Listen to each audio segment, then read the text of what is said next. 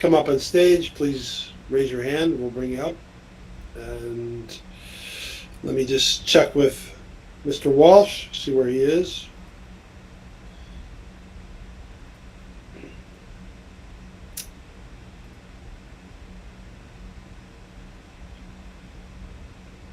Sorry, just check in.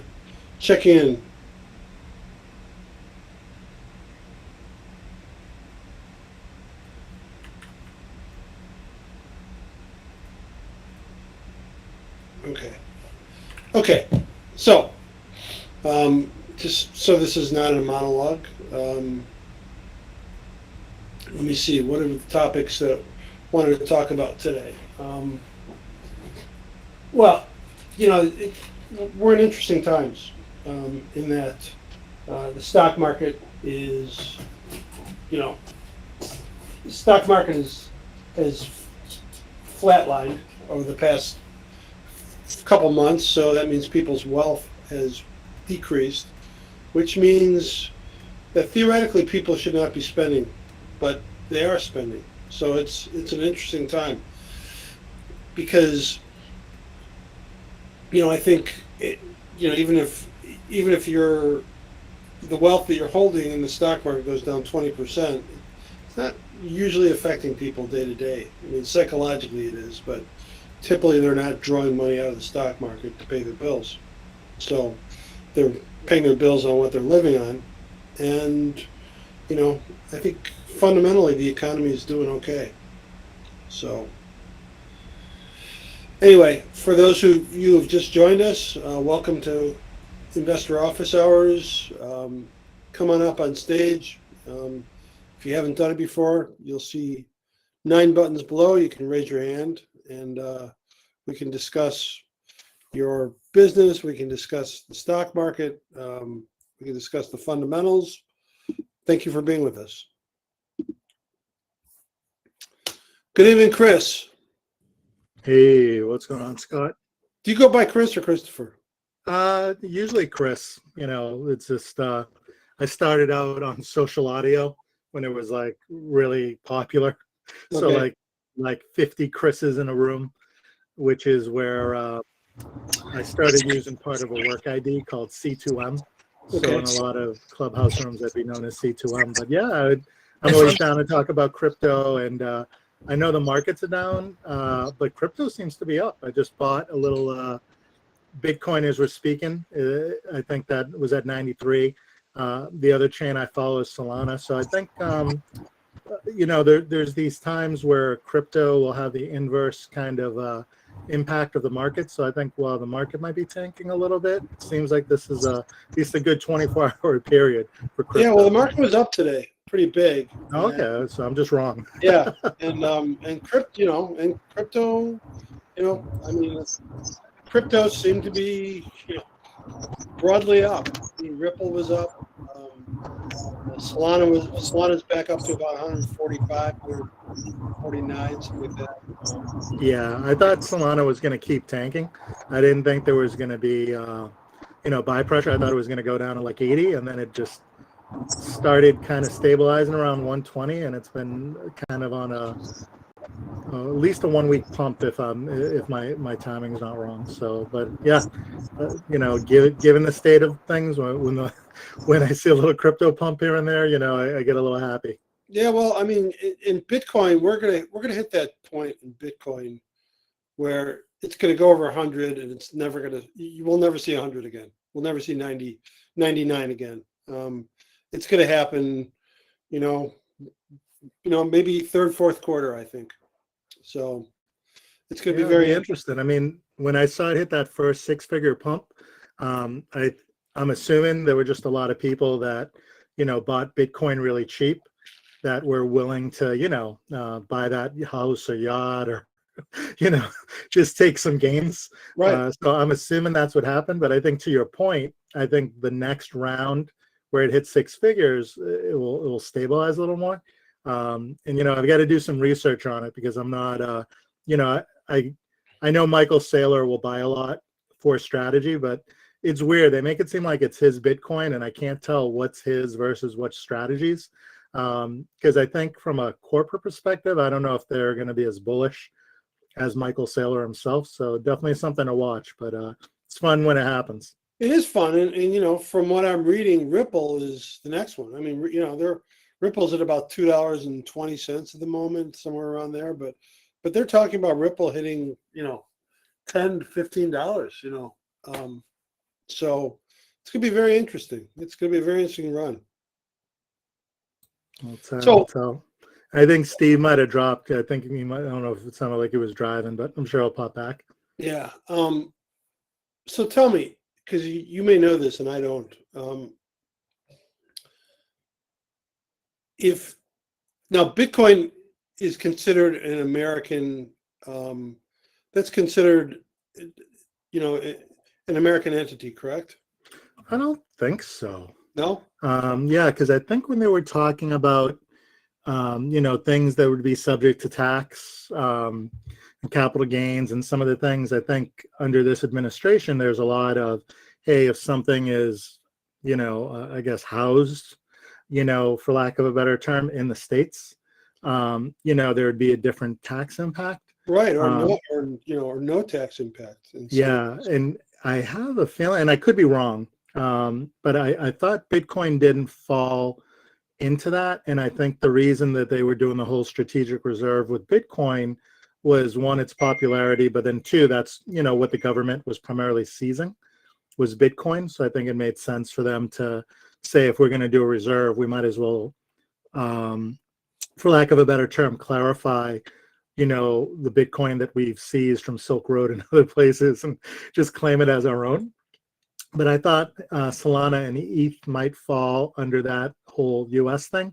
I didn't think Bitcoin did, but I could always ask ChatGPT or someone, as a Bitcoin maxi, they might be able to have a more substantive answer there.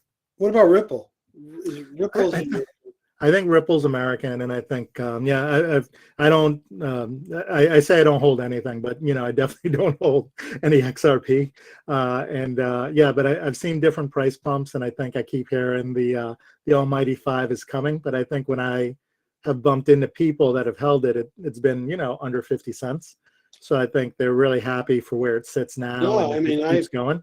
Yeah. That seems amazing. I bought a number of tranches of it about 5-6 years ago when it was like 25 and 28 cents. So I'm pretty happy with where it's going right now.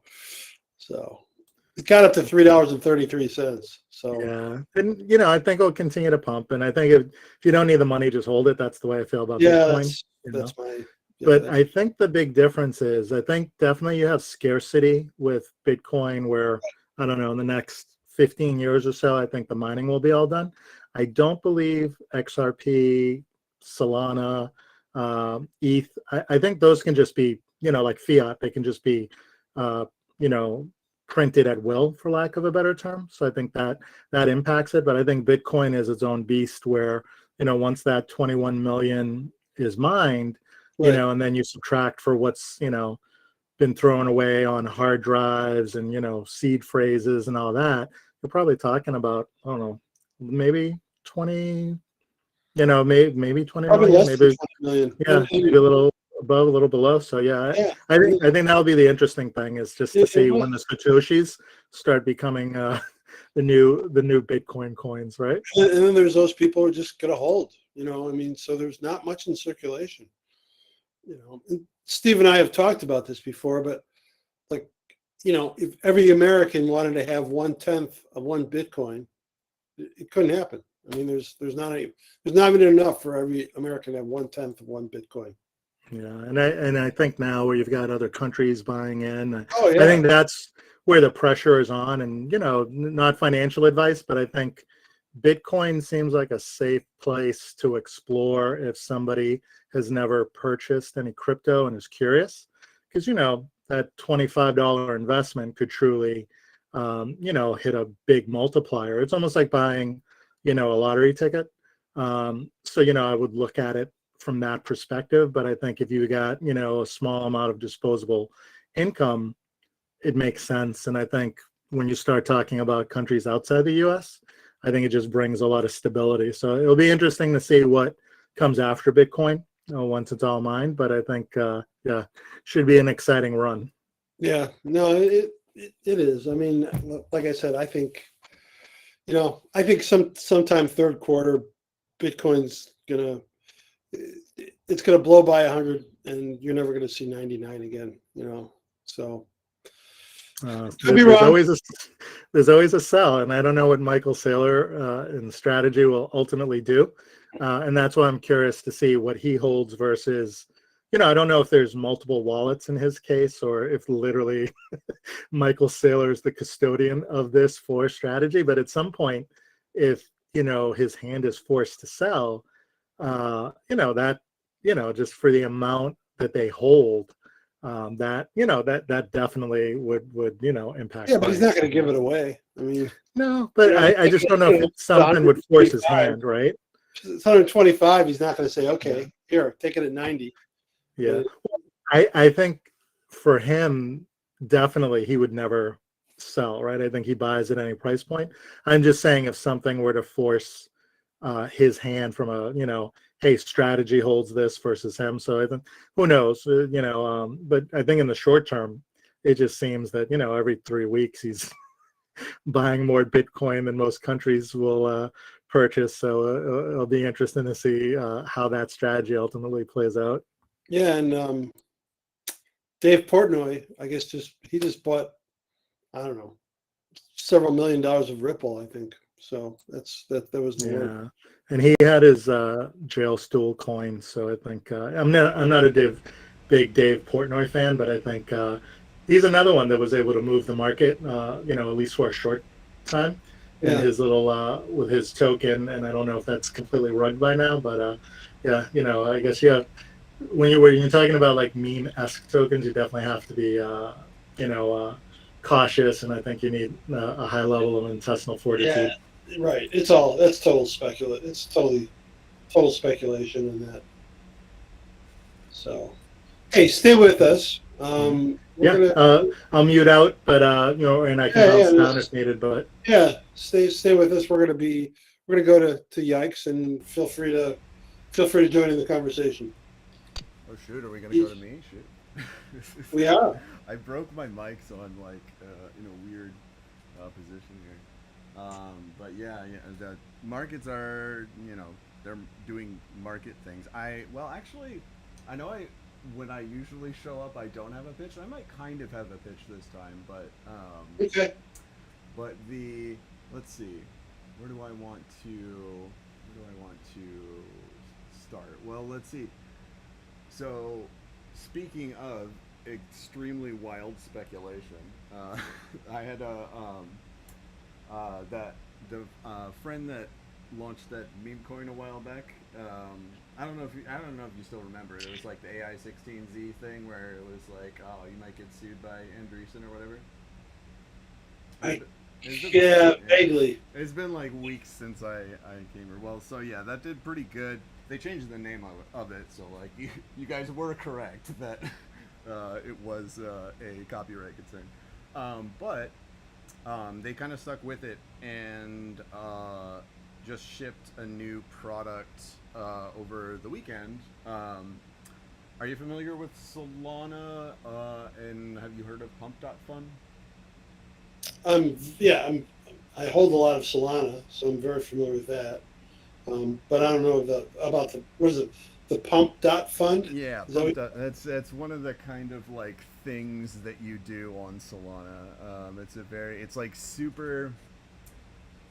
It's like a super gamified version of normal meme coin trading, but it's like they set up the site to maximize the gamblingness of making meme coins. So they have like a feed of um, all the ones that got made, and then they have like a King of the Hill section, and it's all bright and flashy everywhere. Um, and long story, and oh yeah, the other thing is like it's one click to make a token, and it's free to make that token. So they do a lot of volume, obviously. Um, but the business model is very popular. So there have been like a lot of other chains trying to get in on that kind of launch pad. But it's also relatively, meme coins are risky, but they also turned on everything they possibly could to add more risk and make it more exciting. So, the product that the team over at formerly AI16Z is launching is called Auto.Fun, with the idea being their kind of shtick has sort of become like agents. Their agent framework was really popular for a while, still is, I would say, in the Web3 space. But the idea with Auto.Fun is like one part of it is like facilitating really easy launching of agents along with your token, and then the other part is like trying to keep it still fun while making the tokenomics more sustainable. The thing with Pump Fun is even the way they have structured the liquidity that they seed your token with if it wins, even the way they have structured that is sort of designed to go up really fast and then down really fast as well. So You're talking about the price? yeah, The price yeah. So going up really fast and down really fast? yeah. When you have like a really thin liquidity pool on any given token, just I guess for future reference, if people don't know this, if I have a token and its price is currently $100, if it has a large liquidity pool and I sell like what I think might be like $20 worth of it, it might go down by like $30 or $40 because there isn't enough buy orders available to fill it at the sort of market price. So if you have a very thin liquidity pool, you will you're going to have much more volatile chart movement, basically. Okay, got it. Not a fantastic explanation, but the general principle is like, and it's one of the numbers that you need to look at if what you're doing is sort of like gambling on meme coins, because that's what it is. So yeah, they're primarily they're trying to facilitate a different kind of liquidity structure that makes the prices a little bit more stable, so they're not like as swingy, and like some sort of built-in community functions and stuff. So there's like a chat for holders that happens on the site that you can only chat if you hold some amount of the token or whatever.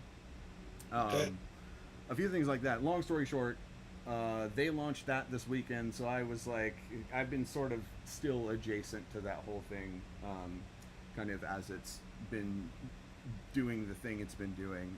So I was like, yeah, I'll launch a couple. Like, that sounds fun. And so one of them did quite well. The other one did not do very well, and the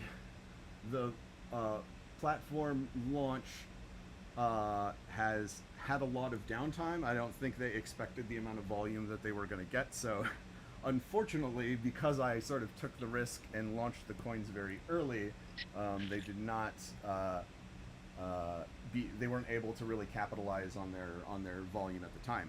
But interestingly, it looks like, at least as far as I can tell, the like other big wallets, other than like my initial purchase or whatever, don't seem to have sold yet. So I'm hoping that we might actually be able to make something a little bit more sustainable. So I've been working on over the weekend setting up like a proper Discord server with like security and auto mod and things like that. And then I was just actually in the middle of like vibe coding a game. Basically, I bought a couple of domains. The two tokens are called Crime and Fun. So I bought the domain crime.fun.fun, and then I'm making a little game where you can you can steal tokens from each other, but then if you are stealing from somebody who is only like out in the who has only chosen to play with fun, then you get penalized if you do crime to them, kind of structure. That I'm not gonna start off tokenizing it because if I actually want to do that, I need to like actually do the math and do the token engineering to make that sustainable. But what I'm hoping is that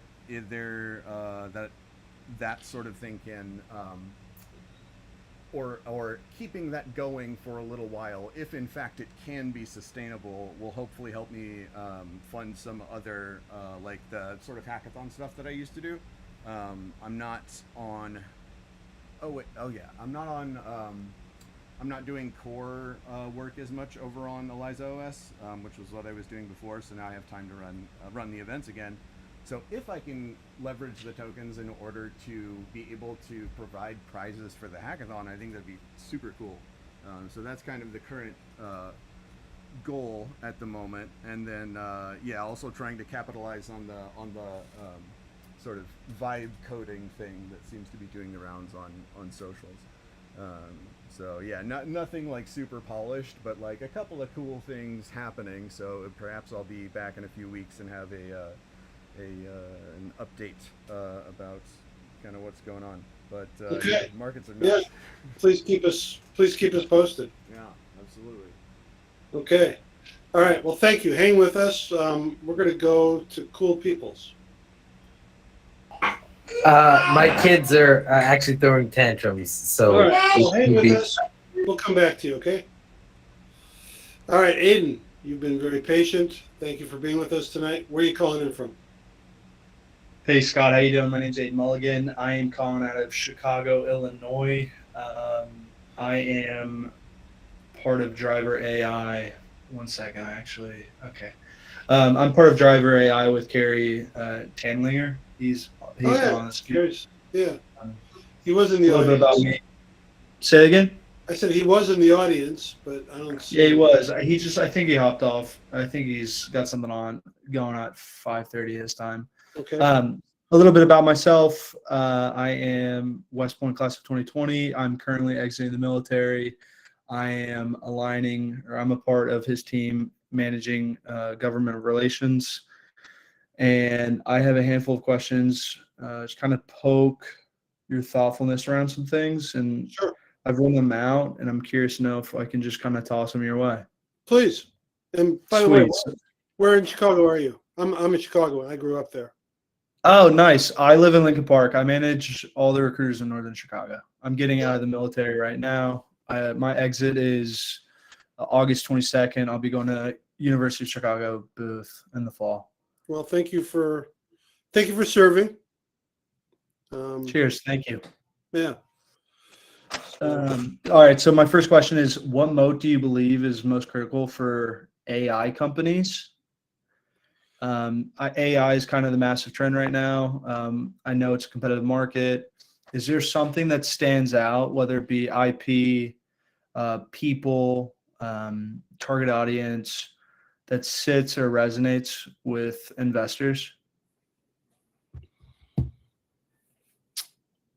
Can you rephrase the question?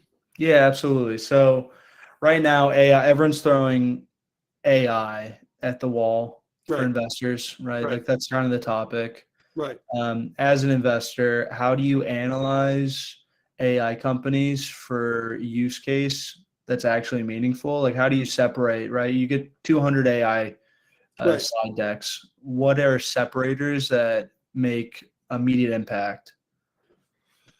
Yeah, that's a good question. And you're right. At this point, I think, the whole AI bubble, that we saw like a year ago is over. Like at one point, there was a point where people would show up and say, "Hey, I've got AI," and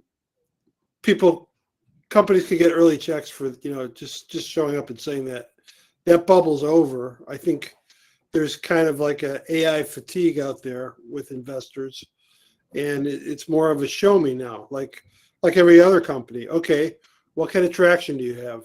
What kind of early sales do you have? What kind of recurring revenue do you have? So, because pretty much everybody is,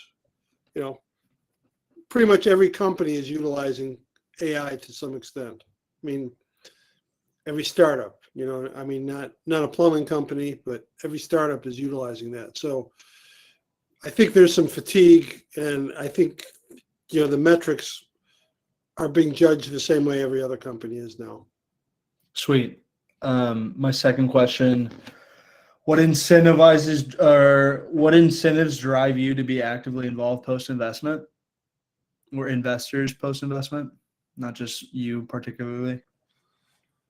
When you say, so the way I'm understanding your question is you're asking, like, personally, like when I invest, what type of involvement would I want in a company? Is that Yeah, more so, how often have you done deals with, and this is kind of, I recognize, I guess the question on my end stems from this understanding that not all VCs or investors tend to align, they just provide monetary value. And I guess the question I have is there an incentive that a company can provide an investor to provide more than just monetary value post that investment itself? Yeah. Does that make sense? Yes, it's a really good question. And you're correct. There are those investors, angels, mostly angels, who are willing to just cut a check and, Godspeed, go do your thing. I'm not one of those. I mean, personally, if I'm going to put my money into a company, I'm going to insist on having a certain amount of involvement, not necessarily at the voting table or voting rights, but, like, I'm going to insist on a certain amount of accountability from, from the founder team, showing me, hey, well, let's look at your expenses. Let's look at your, let's look at your sales. Let's look at your expenses. Let's look at your processes. And that's me. And I've actually walked away from several deals and been asked to walk away from several deals because, that's what I brought. But, to me, I've been uninvolved and seen companies just go down the tubes, just go down the drain. So I don't want to see that happen again.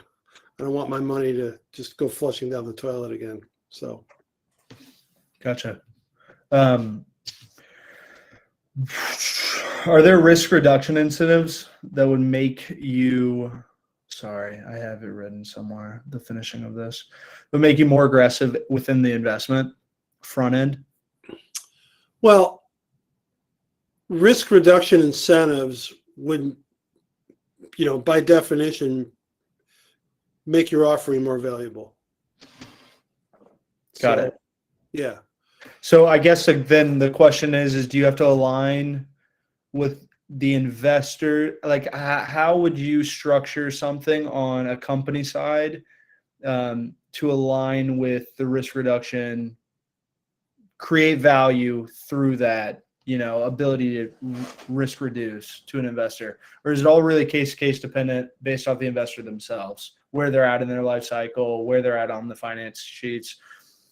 And then is that something that you can ask transparently, or is that something that you kind of have to hold off on and kind of play a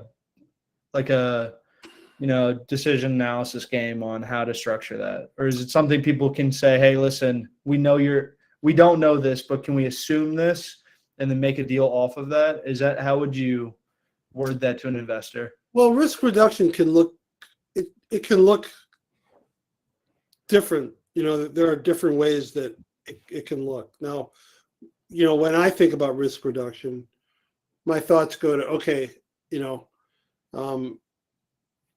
buying in at $2 a share.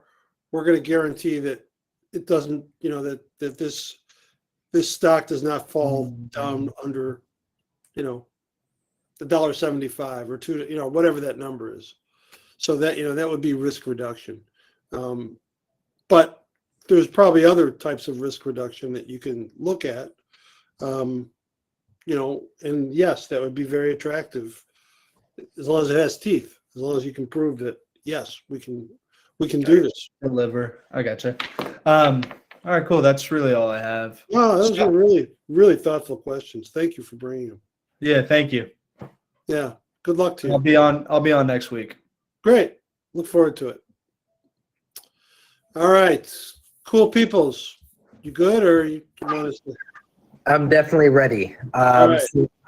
I'm in the accelerator for FI Institute.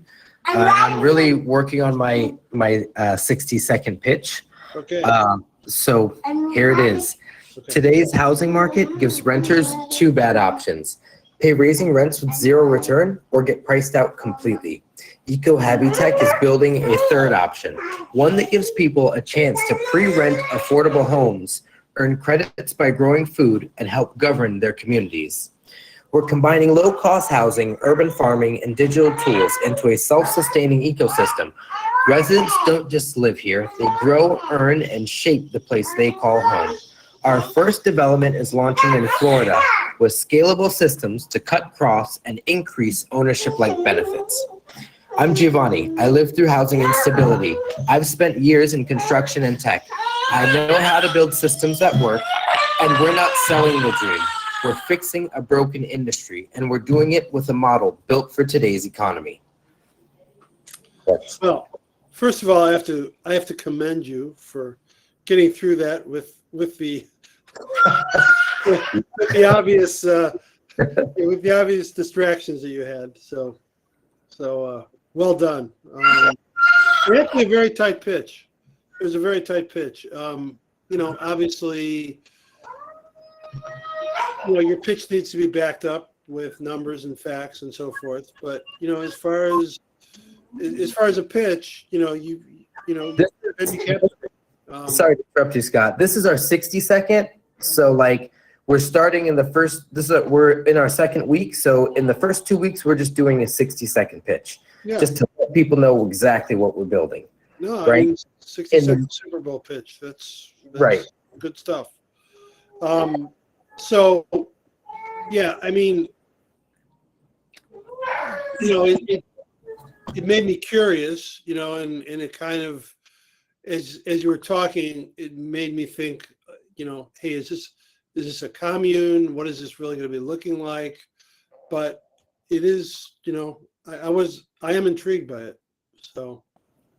Okay, perfect. It stems from what I was building back in the past. So we're still going. As we get into the third week, I'm going to bring the 3-minute pitch. Good. And, going to keep it going. Keep Good. it going. Well, you know what? The thing about a 60-second pitch or a 3-minute pitch is it evolves. The more you do it, the more you say, oh, yeah, if I say this, it's going to sound a little bit better. You tweak it, you evolve it. So just keep doing what you're doing. Keep practicing it. Thank you so much, Scott. Appreciate it. Coming on. All right. Good luck. All right, Sam, you're up. Hello, how are you? Good, and yourself? I'm good. It's now 2:36 where I am. I'm sorry, you have been on, correct? You've been on. Yes, I have. Yes, okay, I remember. Okay. I'm based in Lusaka, Zambia. So I woke up almost exactly in time for this investors hours. All right. Well, I'm glad you're here. Glad you made it. Yeah. What time is it there? Pardon? 2:37 a.m. Wow. All right. So you're what, 16 hours before us, or are you later? Is it the 23rd? No, I don't think it's that high. It should be 10. I think LA is like the furthest. No, which LA is maybe 5:37. It's 8:37 on the East Coast here. Yeah, so 12 should be the furthest. So is it April 22nd there, or is it April 23rd? It's 23rd. I'm in the future. Oh, you are? Okay. All right. All right. So when I came last time, I was talking about my startup, which essentially is in pre-seed. And Steve had suggested looking into blockchain and smart contracts, which, as it turns out, was exactly what I needed. Good. And what my main question today is how or what are your thoughts on pre-seed funding? Because I found one which was called Pennington Promise Ventures, which was offering $20,000 as a pre-seed amount.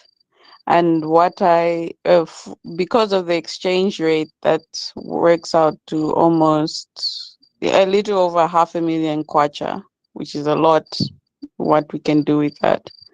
So my main question, just to reiterate, is what do you think about startups taking pre-seed, or would you prefer or advise that the main funds you should work on is from your customer? Okay, so there's a couple different questions there. So pre-seed, pre-seed's going to be more difficult to raise funds with than a company that, has traction, that has sales, that, has processes and recurring revenue. Those type of companies are going to have an easier time raising revenue. But there are funds, and there are different, there are different investment houses, different funds, different family offices that will invest pre-seed if you align with their investment thesis. If there's social impact, if there's a social impact fund, or a family office that believes they want to invest in social impact type of companies, then pre-seed, they might be willing to fund a pre-seed company. So that was one question you asked, and then I'm sorry, you asked another question within your question. Can you repeat it? I had asked, what are your thoughts on taking some pre-seed as opposed to bootstrapping and getting funds from your customers? Okay. Yeah. What does it look like for you? What comes out? So if you're pre-seed, typically pre-seed companies are pre-revenue. So if you're in revenue and you're pre-seed, then I think it's a great strategy to go to your customers and ask them if they're using your product and they like it and it's something that's vital to them. It's a great strategy to go to them and ask them if they want a piece of your company. I think that's a really, really great strategy. If you're pre-revenue, then you really don't have customers, though. So you really can't go to your customers at that point. So Okay. So just because I was a bad founder, just for the audience to know, my product is called Cowrie, and it is a trust-first platform that connects donors directly to grassroots impacts. So the funds don't go to organizations, but to local vendors within the areas that distribute goods and services. And we're using blockchain to monitor real time the transactions that build trust within the ecosystem. Okay, and have you worked with anyone? Yeah, hi, Sam. I'm interested in getting in touch regarding that. Did you work? You said like bad time. So is this project still around, or is it like gone? Like, does it still exist? Sam, you're on mute. There you go. Okay. Hello? Yeah, Sam. Yeah, welcome back. Yeah, Matt was asking a question. Oh, that's strange. If anyone can hear me, I can't hear anyone. We can hear you. We Yeah, can it's hear one of you. these client-side desync Let stuff. me just Sometimes exit this and come happens with. back. Can you hear? Yeah, feel free to do that. Let us know when you can hear us, Sam. Yeah, sometimes this happens with like kind of client-side stuff. It doesn't quite sync up well, and we can hear them or they can hear us, but sometimes it doesn't work the other way around. Yeah, But she's yeah, gone. yeah, Hopefully she'll come back, but she's gone. So, Yeah. yeah. I mean, any thoughts on that? Like, kind of, because I know they're like, you're back, Sam. There are lots of things like Kiva and other things like, was it Yeah. like Mohan? There are a whole lot. Can you hear us now, Yeah, Sam? welcome back, Sam. Sam, Sorry, I couldn't hear you for a second, so I exited and come back. okay, can you hear us now? Yes, clearly. Okay, so Matt Great. had a question for you. Yeah. Matt? So I wanted to know if that project is still around, as well as what kinds of people and communities that you guys helped. So we are working with low-income urban or metropolitan areas in Africa, specifically Zambia for the start. Mhm. And we are basically connecting the sponsors or people in higher income areas to send funds directly to these communities, but instead of sending to the beneficiaries, we go via organizations who basically organize the beneficiaries, but the funds go Okay. directly to local SMEs who provide the services and Oh, provide products And directly to the what is an beneficiaries. What is an SME? A small medium all enterprise. medium enterprises. Got you. So Okay. some could be nonprofits, some could, but mainly. Okay. So your question was, would it be better to bootstrap, or would it be better to get funding? I'm not sure. I mean, are you? I'm not sure what the tax laws are in Africa. Are you a nonprofit or are you a for-profit company? I am a for-profit, Okay. to the dismay of my lawyer friend, who is convinced this is supposed to be a non-profit. Okay. Well, it can work as a for-profit company. Others have done that and scaled up and gotten sponsors to do that. For me, I still have some friends in the nonprofit space, and my own interest. And like, if you are interested in connecting via Entra, I could see. I perhaps for me, I'd be interested in learning more about what you do, and in perhaps getting you in touch with some people who've done this before, at least U.S. side. But for success, like I imagine,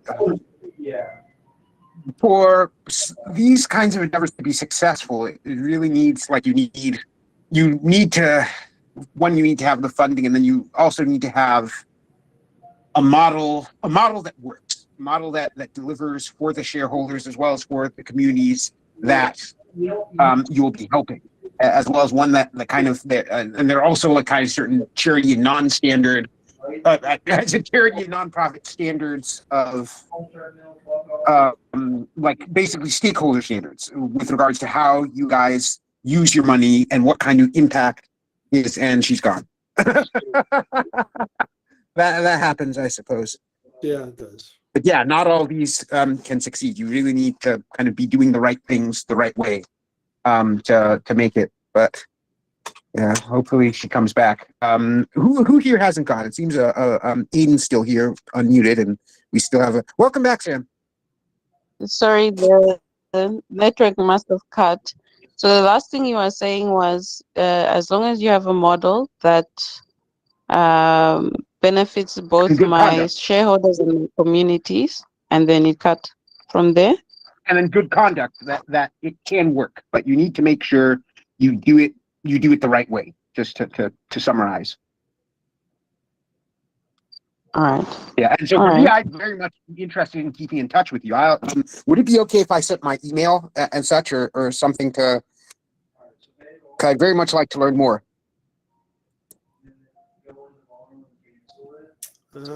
She's gone again. Okay, well, no worries. We can move on if possible. Like not, Yeah, she'll be back. we And only have 12 minutes left. Welcome back. Yeah, we don't too much. Yeah, I would love to get contacts, and for sure I'll reach out. Sure. Okay, so I sent a private message. Hopefully we can get in touch with them. So since it's so late at night, we'll It's so if you early have in the any other questions, morning feel here. free to ask. Early in the morning, of course. So conversely. all right. Well, Sam, I thank you for being with us. Did you get your questions answered, or was there anything else that you were you curious about or wanted to ask? No, I think you satisfied everything. I just want to tell Matt, I did hear about Kiva, and for me, Kiva is sort of a competitor, but I've also got, if I'm successful with phase 1 of Kauri, phase 2 would be a direct competitor with Kiva in my head. Not all the time, but here's to that. Here's to future growth. Thank you for sharing your project with us, Sam. Yeah. Thank you Thank for you. all the advice. Please feel free to come back anytime. Sure thing. Okay. All right. Sleep well. All right, Matt, you're up. Last but not least, got it. Yeah. So, howdy, Scott, and howdy, everyone. I'll start with a short spiel. My name is Matt. I'm the founder of Cypher. We're a job tech startup based here in the San Francisco Bay Area in California. And we've been in operation since 2024, working to build a jobs platform for job seekers and small businesses to use to kind of cut down their mutual time to hire for roles in an affordable way. We got our start. I don't want to spiel because I remember Scott's advice on keeping it short. So the problem we solve is the kind of epidemic of fake job postings, as well as the difficulties that job seekers and small businesses have in using existing platforms to advertise their own job, either to find jobs or use the platforms to cut down their own time to hire at an affordable rate.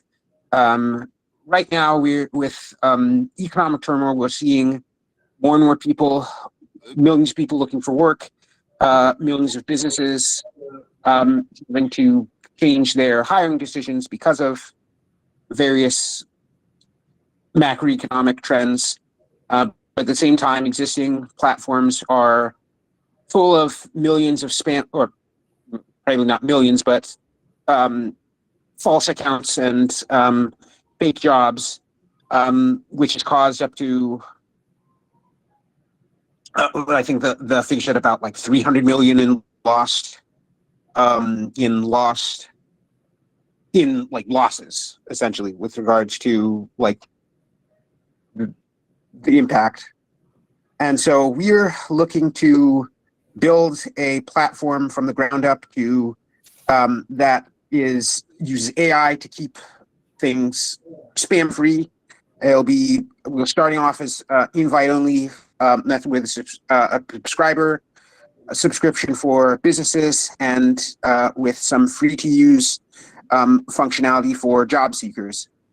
We currently have a running prototype, and we also have some partnerships with 4 existing companies. But right now we're looking to gather partnerships from people here, as well as to find investors and people willing to join our team. If you're interested, you can reach out to me here on Entra, and you can also reach out to set up a call via the link I provide above. I also provide our company LinkedIn for anyone interested as well. Okay. And so that was another bit of an ad hoc pitch at that. But any insights on that or on because we're in our kind of last minutes right now. No, Matt, you definitely. I want you to keep practicing. You're getting better every time I hear you. You're getting more natural. You're starting to bring it in, and you're starting to gather your thoughts a lot better. So I want you to keep practicing. The one comment I can make, and I read this in your room chat, you're looking for $30,000 in pre-seed. 30,000 is tough to get because it's not enough to get the interest of, of most angels. And if someone's going to get 30,000, they're gonna ask for a disproportionate amount of your company. So I would actually ask for more money than that. Okay. Because then you'll be perceived as being more serious in what you're Got doing. it. Well, in our Gus application, we put 300,000. And so for that's an accelerator that we over in Austin, Texas, we applied to join. Last one we didn't get in, but that's what we put. And as far as because for us, that's as I shared last time, that's our kind of long-term official figure for our whole pre-seed. How is that? And how much should we be trying to put ourselves in front of angels or in front of or even just that figure in our pitch deck, which as of last revision it is. So your question is, how much should you be putting yourself in front of angels as opposed to what, VCs or? VCs and accelerators, and how? I guess first off, how is that 300? How would 300,000 be as far as an ask? Well, 300 is fine as long, but you have to have a good case for your use of funds. In other words, you got to be almost granular, almost down to the penny of, hey, this is how the 300,000 is going to be spent. Got it. So it's fine, but just have those numbers at your fingertips. Yes, this is not $100,000 in marketing. That doesn't mean anything. You have to be really granular about, hey, this kind of money.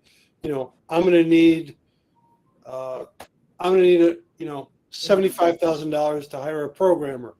This is his name. This is where he's based. This is the amount of salary. This is the amount of benefit. You have to be really granular about how you're going to be spending that money. Got it. And then Go ahead.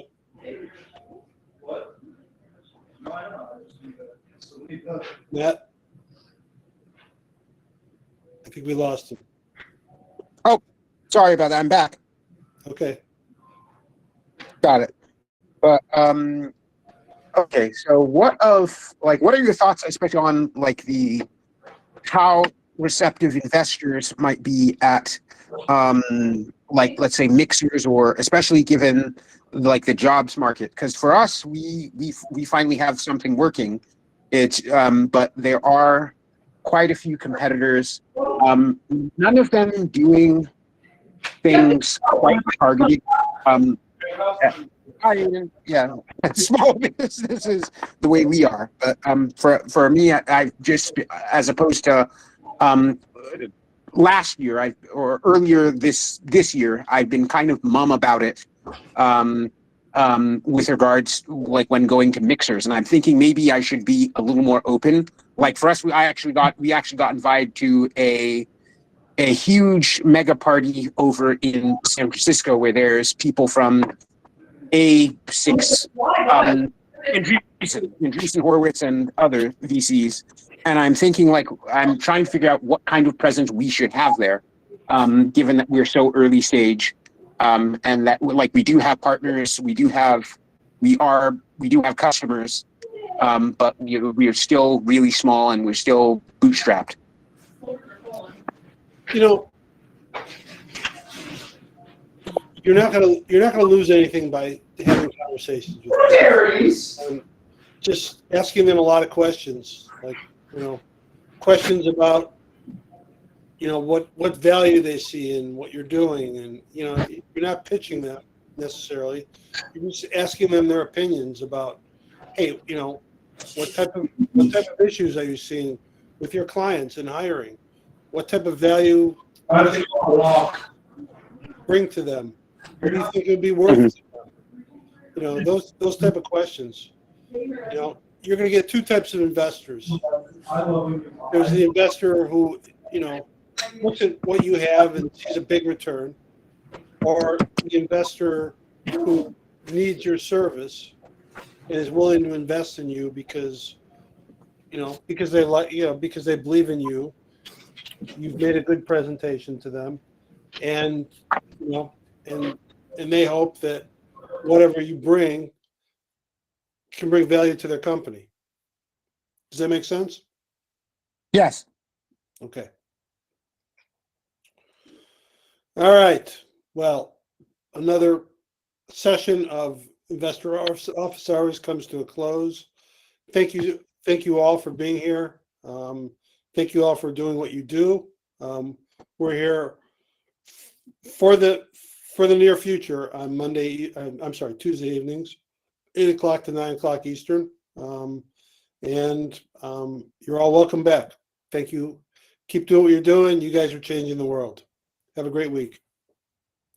You too, Scott. Take care, all. Bye-bye. Bye-bye.